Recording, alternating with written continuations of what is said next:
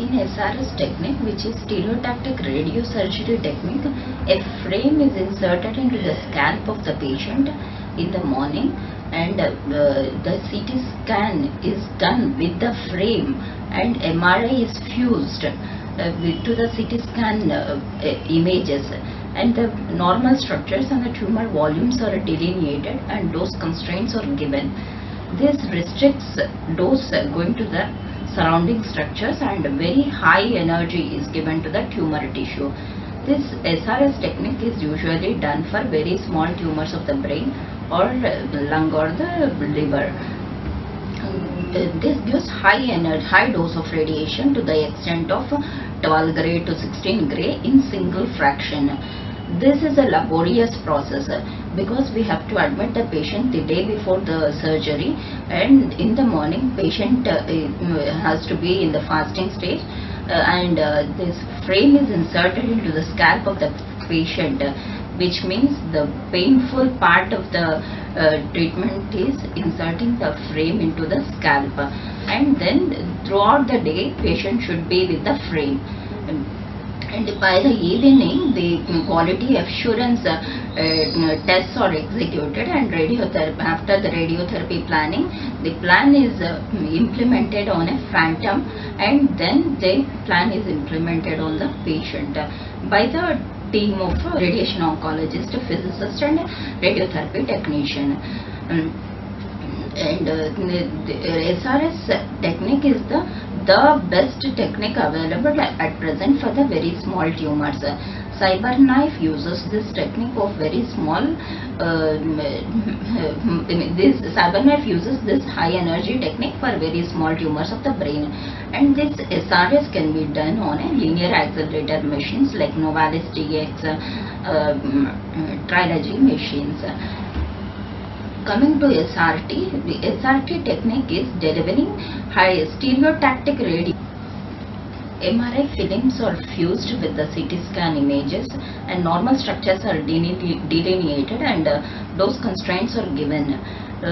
Stereotactic fields are used for planning on a BrainLab machine, BrainLab planning system, and stereotactic fields are given, and the radiation oncologist will choose the best plan among all the plans made by the physicist, and the plan is implemented on a phantom. Quality assurance is executed and delivered to the patient in a small multiple fractions for 5 to 6 weeks.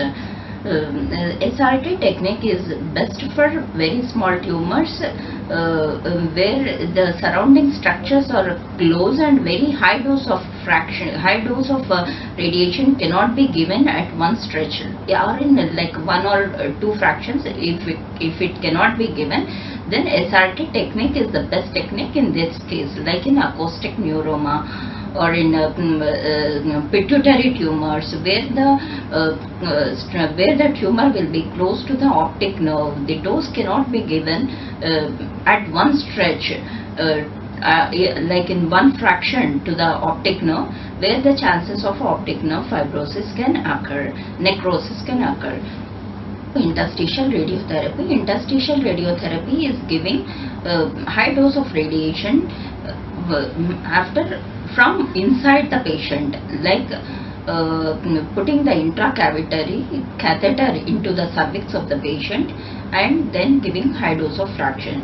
Or in template technique, where templates are used for the centrally located tumors of cervix, or in lower vagina, or in case of prostate. High dose of radiation is given using a template and needles after inserting the catheters into the template. Or in intraluminal radiotherapy technique, where the catheter is inserted into the lumen, like in esophageal tumors. Mid 1/3 esophageal tumors are treated by intraluminal technique, where a catheter is inserted into the esophagus from mouth, and the position of the catheter is located by CT scan, and radiotherapy planning is done on the planning system, and dose is delivered to mucosa of the esophagus depending upon the extent of the tumor, like 500 CGY into 3 fractions. In case of moderately differentiated squamous cell carcinomas of esophagus. This intraluminal technique is nowadays used only for mid-esophageal tumor. In cervical tumors of women, the external beam radiotherapy is given for about 25 fractions and followed by intracavitary radiotherapy using the catheters.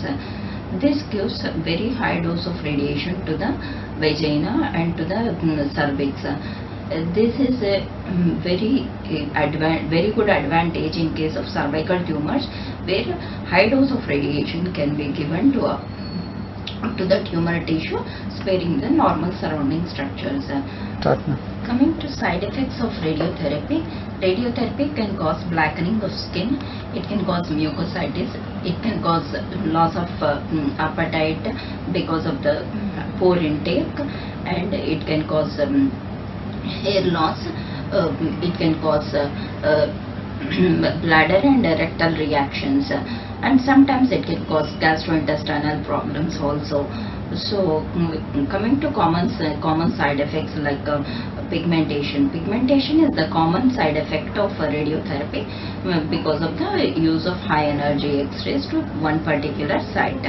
Loss of appetite is because of the loss of intake by the patient due to loss of appetite, which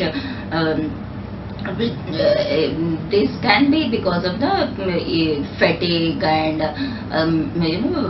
thinking much about the side effects and thinking about the results of radiotherapy. This can all lead to loss of appetite and loss of weight.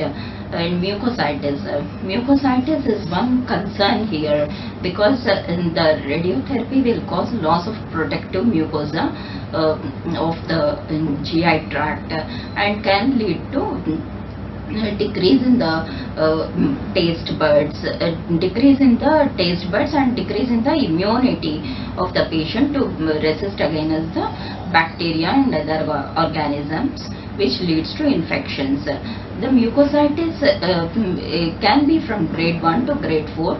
If it is like grade 3 and grade 4, the reactions are severe and there will be difficulty in swallowing. In that case, we put a rice tube and feed them through the rice tube during radiotherapy course. Coming to bladder and rectal reactions, bladder and rectal reactions are common after pelvic radiotherapy. Pelvic radiotherapy involves radiation, giving radiation to the lower abdomen. That means the small intestine, large intestine, bowel, bladder, and coming to bladder and rectal reactions after radiotherapy, after pelvic radiotherapy, the intestines like small intestine, large intestine, bladder, rectum, and the pelvic and prostrate, cervix and the prostrate will get the dose. Will get the dose because of the pelvic radiotherapy. The dose constraints, though the dose constraints given to bladder and rectum are met during the planning of radiotherapy, there will be some dose going to bladder and rectum because of the movement of the structures during the radiotherapy. The patient must have eaten full on that day. Then the rectum will go up. The rectum will go up into the field, and the dose going to the rectum